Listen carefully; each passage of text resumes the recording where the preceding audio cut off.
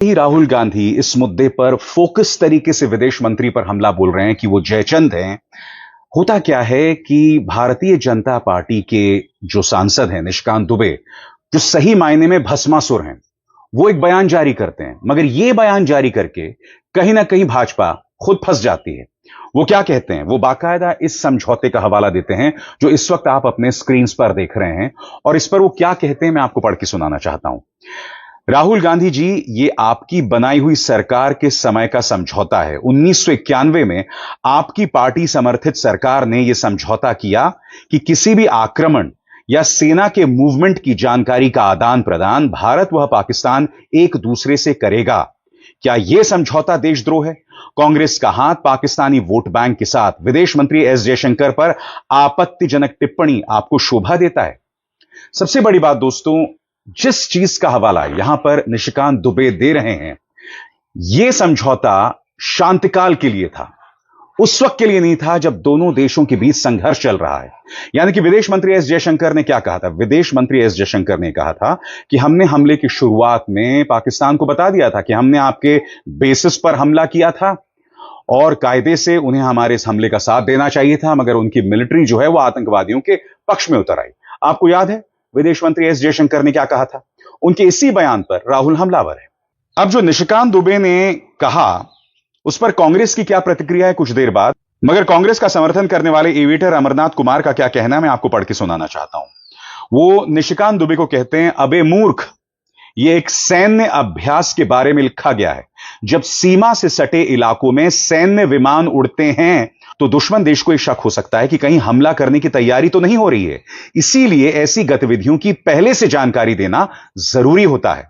अगर जानकारी नहीं दोगे तो दुश्मन तुम्हारे विमान को मार गिरा सकता है। युद्ध और सैन्य अभ्यास में फर्क होता है। अब समझ में आया? तुम्हारी डिग्री तो लगती है पूरी तरह नकली है। तुमसे ना तो सही से अंग्रेजी पढ़ी जा रही है और ना ही समझी जा रही है। यह कह रहे हैं एविएटर अमरनाथ। अब इस मुद्दे पर कांग्रेस प्रवक्ता सुप्रिया श्रीनेत क्या कह रही हैं, आइए सुनते हैं। 1991 को राजीव गांधी जी ने चंद्रशेखर जी की सरकार से अपना समर्थन वापस ले लिया था। यह अप्रैल का अग्रीमेंट है, जहां तक मेरी जानकारी है 6 अप्रैल वगैरह का अग्रीमेंट है। लेकिन बार बार बेवकूफी दिखाना बीजेपी की जरूरी नहीं है। असलियत यह है कि यह अग्रीमेंट पीस टाइम के लिए किया गया था, जिससे हमारी थल सेना, नौसेना और वायुसेना का अगर कोई मूवमेंट हो तो दोनों देशों में कोई गलतफहमी ना पैदा हो। यह पीस टाइम अग्रीमेंट है। जयशंकर जी ने, जब हमने वॉर टाइम सिचुएशन में, जब हमारे ऊपर आतंकी हमला हुआ और हमने जवाबी कार्रवाई करी, उस चीज का जो जानकारी और सूचना थी वो पाकिस्तान को दी थी। बीजेपी मनगढ़ंत कहानियां, मनोहर कहानियां अगर रचनी बंद कर देगी तो इस देश की सुरक्षा शायद बेहतर कर पाएगी। रोज नए फर्रे लाकर आप अपनी बेवकूफी दिखा सकते हैं, लोगों को बेवकूफ नहीं बना सकते। तो कांग्रेस कहीं ना कहीं बात कह रही है दोस्तों कि कहीं ना कहीं डिग्री दुबे यानी कि निशिकांत दुबे मान गए हैं कि एस जयशंकर ने युद्ध की शुरुआत में जानकारी दी। इसलिए मैंने कार्यक्रम की शुरुआत में कहा कि जो मुद्दा राहुल गांधी उठा रहे थे उसमें बुरी तरह से भाजपा फंस गई है।